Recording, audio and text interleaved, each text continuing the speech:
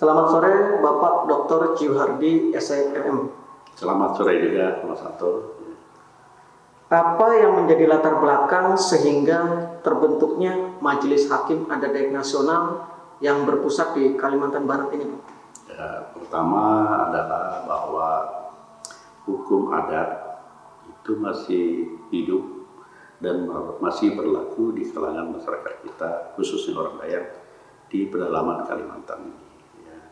Nah, yang kedua, secara organisasi yang menaungi secara nasional belum ada. Nah, oleh karena itu, masukan atau saran dari tokoh-tokoh masyarakat kita lalu menginginkan ada semacam organisasi yang menjadi fasilitasi atau menjadi mediasi ya untuk pelaksanaan hukum adat itu sendiri. Nah, dan inisiasi ini adalah bapak-bapak atau saudara-saudara kita atau teman-teman kita yang dari Kalimantan Barat, ya, sehingga ini terlaksana atau terbentuk dengan baik. Kemudian masih relevan adanya Majelis Hakim Dayak Nasional ini di era zaman industri 4.0 ini, Pak? Ya, jadi memang kalau kita lihat ya seharusnya ini sudah apa istilahnya nih, zaman industri 4.0 ini kan sudah modern ini, sudah maju lah ya. Tetapi kita ingat ya, masyarakat kita itu sepertinya dualisme yang terjadi. Ada masyarakat kita yang luar biasa kayanya ya, sampai kekayaan itu kalau kita lihat di 10 orang Indonesia yang terkaya di Indonesia, itu kekayaan itu adalah ratusan triliun ya, ada yang sampai 500 triliun. Nah, yang kedua luar biasa ada masyarakat kita juga yang pengetahuannya maju sampai profesor, doktor dan seterusnya. Nah, kekayaan dan lain sebagainya juga tidak sama, tetapi ada yang mungkin penghasilan cukup makan hari ini atau mungkin hari ini juga tidak cukup. Pengetahuannya masih ada yang terbelakang, kemiskinan. Nah, ini sehingga dengan demikian saya kira ini masih relevan. Dan yang tidak kalah pentingnya lagi bahwa ada isu yang berkembang di dalam masyarakat dalam penerapan hukum. Kalau ke atas itu tumpul, kalau ke bawah itu tajam. Nah, ini kan sebenarnya tidak boleh terjadi seperti itu, tapi kenyataan yang kita lihat ya modelnya begitu ya. Ada yang mencuri hanya 3 buah kakao kok dihukum, ada yang hanya mencuri sandal jepit ya dihukum. Nah, ini mencerminkan bahwa keadilan yang kita harapkan, rasa adil ya yang di dalam masyarakat ini belum terpenuhi ya. Nah, artinya belum maksimal lah ya. Kita lihat dari hari ke hari juga hukum kita sudah bagus ya, polisi sudah proporsional, tidak seperti yang dulu ya, jaksa demikian, hakim juga demikian ya. Nah, namun ya ada sisi-sisi lain ya, seperti yang saya katakan tadi, ada sisi-sisi lain yang masih diperlukan hukum adat kita ini. Karena sebab kalau kita menuntut hukum itu tentu ada istilahnya pengacara, ada biaya dan ada macam-macam ya, sehingga di dalam benak masyarakat itu dalam menuntut perkara atau suatu perkara atau masalah itu muncul istilah orang itu, tapi ini mudah-mudahan tidak lagi seperti yang diisukan dulu.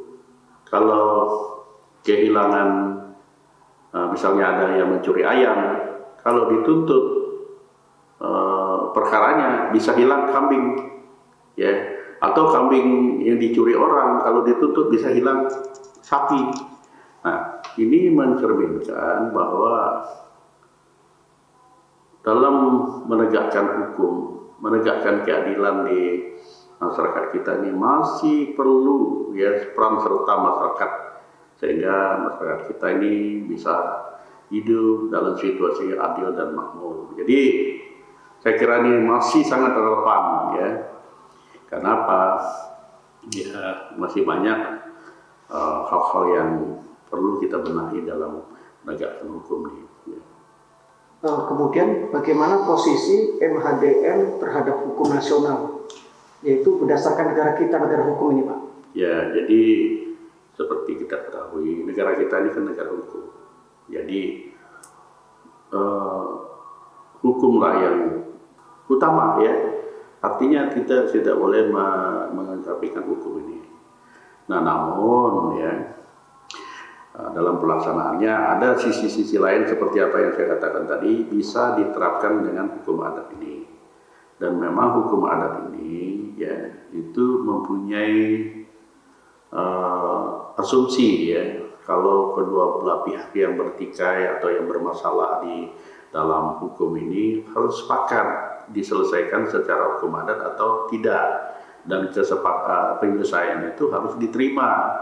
Nah, sehingga kalau masyarakat yang satunya tidak mau menyelesaikan dengan hukum adat, yang satunya mau selesaikan hukum positif, ya akan kembali ke hukum positif, ya tidak bisa diterapkan hukum adat. Nah, kemudian hukum adat ini juga ya itu mencari jalan damai, ya mencari damai antara dua belah pihak. Sehingga kalau misalnya dalam menerapkan hukum adat itu orang tuh harus jujur, orang tuh harus berkata apa adanya, sehingga dalam penyelesaiannya itu ada yang kita kenal dengan denda adat. Nah, denda adat itu bukan berarti hanya mengganti kerugian pihak lain tadi, tetapi itu juga adalah jalan menuju perdamaian. Nah, jalan menuju perdamaian ini, langkah pertama yang bersangkutan itu harus mengakui kesalahannya, kan itu yang penting. Nah, di dalam agama juga begitu kan. Nah, kalau yang bersangkutan mengakui kesalahannya, sehingga langkah yang kedua baru ke denda adat atau hukum adat tadi. Nah, denda adat itu ya istilahnya mengobati luka yang ada di hati yang bersangkutan. Ya tentu tidak juga bisa menggantikan semuanya, paling tidak ya sebagai tanda penyesalannya ya, bahwa dia tidak bisa seperti itu, tapi betul-betul dia mau berbuat baik dan dia dia meminta maaf, ya itu yang pertama. Sehingga karena itu konsepnya pada dasarnya denda adat ini bermacam-macam. Nah, ada orang yang mengatakan denda adat itu tidak bisa berupa uang, harus berupa benda, yang memang dulu itu ada takaran-takaran tertentu yang disebut denda adat ini. Tapi pada prinsipnya denda adat itu adalah bisa juga berupa barang, ya bisa juga berupa uang yang telah dikonversi ya, sehingga yang menerima itu bisa paham, ternyata seperti ini. Dan tentu secara teknis ini masing-masing di sub-suku itu beda-beda.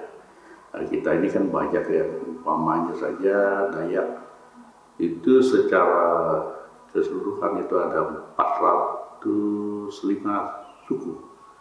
Nah, kalau di Kalimantan Timur ini ada 16 suku, sub-suku. Nah, kemudian umpamanya katakanlah menurut saya ini kan dari etnis Dayak Kenya misalnya.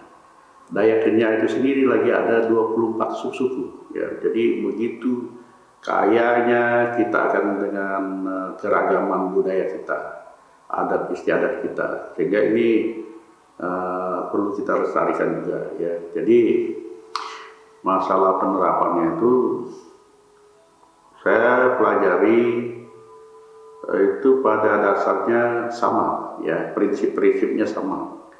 sehingga tidak ada juga pemaksaan, ya tidak ada memaksa sehingga orang ini harus ada penjara adat di masyarakat, itu tidak ada. Tetapi secara teknis itu berbeda, ya mungkin di kalangan Dayak Kenyah begini pelaksanaannya, di Dayak Tunjung begini, di Bahau begini. Pada prinsipnya itu tadi, yaitu bagaimana kita untuk mencapai rasa adil, rasa ya bisa menerima, yang istilahnya yang bersalah minta maaf, dan yang ini juga bisa memaafkan yang bersalah, dan ditandai dengan denda adat tadi. Denda adat ini sebagai tanda bahwa persoalan itu selesai, dan denda adat itu juga ibaratnya tanda perdamaian. Sehingga kalau ini sudah dilaksanakan dengan baik, ya itu masalah itu sudah selesai, tidak diungkit-ungkit lagi oleh siapapun. Jadi begitu pelaksanaannya, sehingga menurut saya penting ada semacam pertemuan antara pemangku adat, terutama anggota-anggota dari MHDN ini, baik dari provinsi ini ya Kalimantan Barat, Kalimantan Tengah, Kalimantan Selatan, Kalimantan Timur, dan Kalimantan Utara, untuk bagaimana pelaksanaannya dilakukan dengan sebaik-baiknya. Jadi kalau yang selama ini yang kita terapkan itu adalah siapa yang mempunyai masalah itu yang dominan, yang berperan ya dalam menyelesaikan atau dalam sidang adat itu. Nah, seperti kejadian-kejadian yang baru-baru ini terjadi, yaitu kita percayakan saja ya suku-suku yang bersangkutan menangani, walaupun masih ada pro kontra, itu biasa aja lah. Untuk mencapai suatu kebaikan, penyempurnaan itu harus memang melalui seperti itu. Jadi saya kira hukum adat ini sangat membantu pemerintah dalam menyelesaikan masalah. Nah, kalau memang tidak bisa diselesaikan dengan hukum adat, lalu dilemparkan kepada hukum nasional, karena hukum nasional inilah yang tertinggi, ya, yang tertinggi di dalam bangsa dan negara kita. Nah, kemudian pelaksanaan itu saya kira variatif lah ya, variatif karena negara kita ini atau suku-suku kita kan banyak, tetapi ini sangat membantu apa? Membantu masyarakat mencari keadilan. Nah, dengan mendapat keadilan itu, ya namanya hidup ini kan banyak persoalan yang muncul, tapi bagaimana kita bisa menyelesaikan masalah itu? Itu dengan prinsip tadi, masalah besar dikecilkan, ya masalah yang kecil dihilangkan. Nah, bukan berarti masalah yang besar dikecilkan itu dibiarkan begitu. Tapi masalah yang kecil ini lambat laun akan selesai dengan sendiri, dan itu juga diselesaikan oleh waktu, ya. Misalnya saja saya ambil contoh masalah yang diselesaikan oleh waktu. Misalnya dalam rumah kita ada bangkai tikus, ya akhirnya bau kan itu. Tapi kita enggak usah dibuang lah bangkainya, dibiarkan aja lah 1 bulan 2 bulan. Nah, bau bangkai tikus itu akan hilang karena diselesaikan oleh waktu. Jadi masalah-masalah di dalam masyarakat juga gitu, ya.